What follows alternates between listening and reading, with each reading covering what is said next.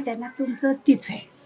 जगातल्या कान्याकोपऱ्यातली मुलं की जोपर्यंत लग्न नाही ना तोपर्यंत माझी आई, माझा बाप, भाव, बहिणी, भावंड सगळ्या पाखर असते. एकदा लग्न झालं की माया थोडी बायकोवरनं मुलं झाल्याच्या नंतर मुलांच्यावरनं मग आईबापावली माया कमी कमी होऊन जाते. दुसरी गोष्ट, एखाद्याला कामधंदा व्यवस्थित नसतो, मग ती कसं त्याने आईबापाकडे बघायचं सांगा.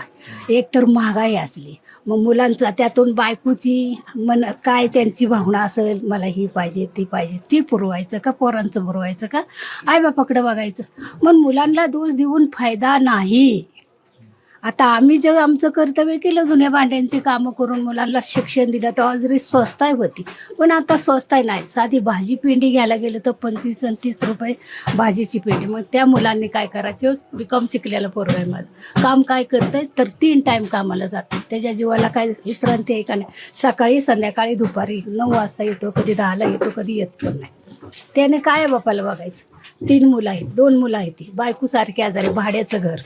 मग त्याला कशी मी दोष देऊ सांगा. दोष देतात आहे का की मला बघत नाही, सांभाळत नाही, बघू शकत नाही. तो आता उरला लहानाचं लग्न झालं आहे. मला त्याच्या जी परिस्थितीनं काय असेल ती सांभाळतो, त्याच्या परिस्थितीनं काय चटणी मिरची मिळेल ती समाधानी.